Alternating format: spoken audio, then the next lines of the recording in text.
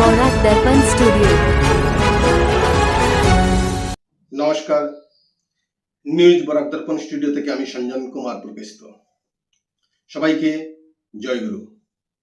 শিলচর সৎসঙ্গ বিহারে পরম পূজ্যপাদ শ্রী শ্রী আচার্যদেবের প্রতিকৃতি সুসজ্জিত আসনে নাট মন্দিরের শুভ উন্মোচন কার্য যথারীতি সম্পন্ন হয়েছে। আজ সকাল 4:30 প্রাতঃকালীন প্রার্থনার পর সৎসঙ্গের পুরোহিতের হাত ধরে দায়িত্বশীল ভারপ্রাপ্ত কর্মকর্তা এবং কয়েক শতাধিক ভক্তবৃন্দ তথা ইষ্টপ্রাণ দাদা মায়েদের উপস্থিতিতে এই শুভকর্ম সুসম্পন্ন হয়েছে। আজ শিলচরবাসী এক ঐতিহাসিক অভূতপূর্ব স্বর্গীয় পরিবেশের সাক্ষী হতে পেরেছেন, যাহারা আজকের এই শুভ মুহূর্তে সশরীরে উপস্থিত থেকে মন প্রাণ উজাড় করে আচার্যদেবের প্রতিকৃতি শুভ উন্মোচনের সাক্ষী হতে পেরেছেন। প্রতিকূল আবহাওয়াকে উপেক্ষা করে আজ অনেকেই উপস্থিত থেকে নিজেকে ধন্য মনে করছেন। কাছাড় জেলার প্রত্যেকটি প্রান্তের সৎসঙ্গী দাদা মায়েদের অন্তরের অন্তঃস্থলে সুপ্ত বাসনা দীর্ঘ বৎসরের প্রতীক্ষার পর আজ তা বাস্তবে রূপায়িত হয়েছে। পরম প্রেমময় যুগপুরুষোত্তম শ্রী শ্রী ঠাকুর অনুকূল চন্দ্র বলেছিলেন, পঞ্চম পুরুষে অভিনব লীলা হবে এবং পঞ্চম পুরুষ বাক সিদ্ধ হবেন। আজ পরম পূজনীয় অবিন দাদা বিগত কাছাড় জেলা পরিক্রমায় শিলচরে এসে যে নির্দেশ দিয়েছিলেন, আজ তার পূর্ণাঙ্গ রূপ আমরা দেখতে পেলাম।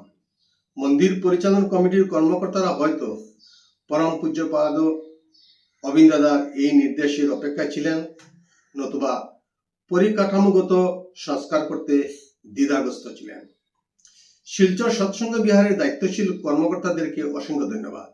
এত সুন্দর পরিকাঠামো তৈরি করে ইষ্ট স্বার্থ প্রতিষ্ঠায় সৎসঙ্গী গুরু ভাই বোনদেরকে নিয়ে একসাথে নিয়ে চলার পথ আরো প্রশস্ত করে দিয়েছেন।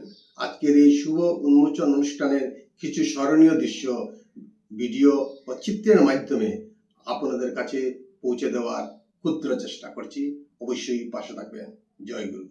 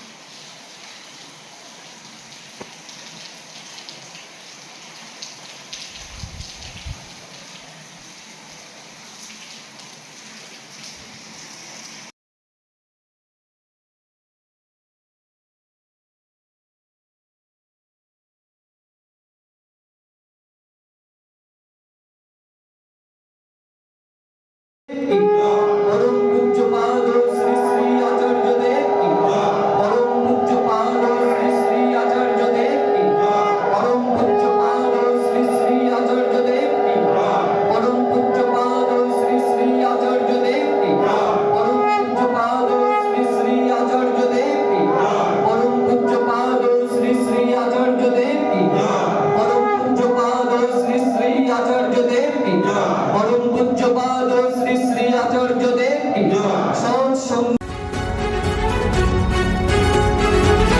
নিউজ বরাক দর্পণ স্টুডিও।